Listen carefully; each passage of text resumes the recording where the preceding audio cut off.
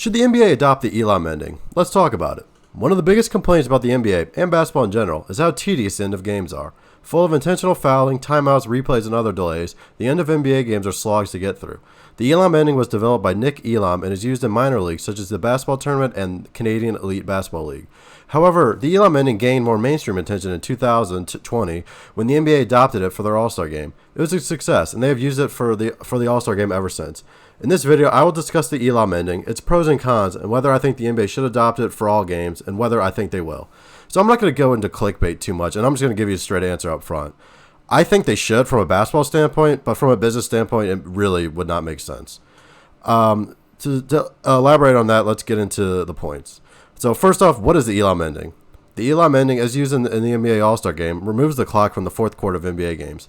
What happens is they take the score of the game at the end of three quarters, which are still going to be 12-minute quarters, add a certain number of points to the leading team score, and then the teams play to that score. For example, if the third quarter ended with a score of 88-80, you would add 20 points to the leading team scores, and both teams will have to play until one of the teams reaches 108 points. The fourth quarter is completely untimed, except for shot clock, obviously. Now that I've explained it, I will address the pros and cons. The biggest pro is that it prevents the endless parade of intentional fouling at ends of games. Intentional fouling exists because the losing team can stop the clock this way. Basketball is the only sport that I know of where if it's a close game, you're pretty much guaranteed to see one team commit intentional fouling. It's awful to watch. It goes against the spirit of the rules. In an ideal world, you would just ban intentional fouling, but asking referees to decide between intentional or accidental fouling is a recipe for disaster. So what you have to do is remove the incentive for intentional fouling, and this can be done by removing the clock. Related to this pro is that it would limit timeouts at the end of the games because there would be no clocks and you would need to stop the clock. However, you still would have some timeouts at the end of the game just for coaches to go over plays out of bounds. So what is the biggest con? The biggest con would be no more buzzer beaters. Buzzer beaters are crucial for basketball in the NBA in terms of like marketing. Like some of the biggest plays in NBA history are Derrick Rose's buzzer beater over the Cavs in the playoffs, Damian Lillard knocking the Thunder out in the buzzer beater, Kawhi Leonard's buzzer beater over the Sixers. They're an iconic part of basketball, and unless you count beating the shot clock, which is pretty lame, they'd be gone forever in the Elam Ending. For example, in baseball, there's no buzzer beaters because there's no clock.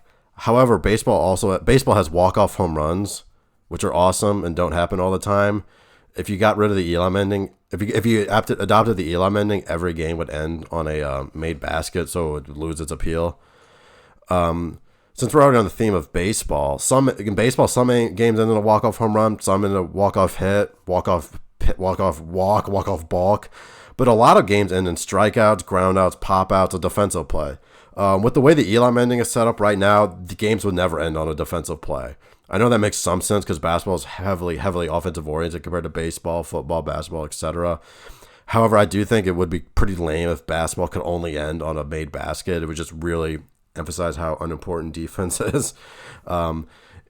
Also, kind of along with this, games could end on a free throw, which sounds terrible. Imagine a game ending on an uncontested bucket. I know it happens in soccer fairly often with penalty kicks, and hockey's are contested, but whatever. I know it happens in soccer pretty often with penalty kicks, but different thing. That's overtime. So that's the biggest con from like a gameplay perspective. The biggest con actually comes from a business perspective. And this would kill the Elam Ending at its infancy. And that's that game lengths would vary wildly. NFL, MLB, NBA games are all roughly the same length, especially weirdly enough the NBA or the MLB because they're untimed. However, since they're all 9 innings, 8.5 or 9 innings, it's all about the same. And the NBA is no different right now. However, with the Elam Ending, I think game lengths would vary dramatically. Some teams score 20 points in like 5 minutes. Sometimes it takes 20 minutes.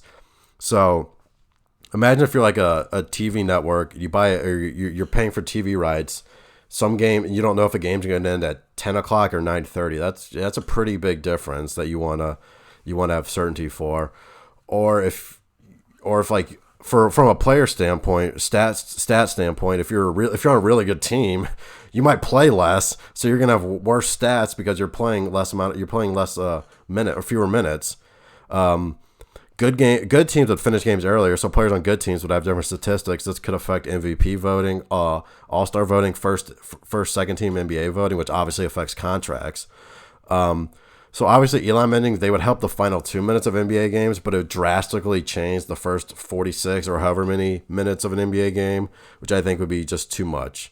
But enough about what I think. Let me know what you guys think, and subscribe to Deep Voice Dude.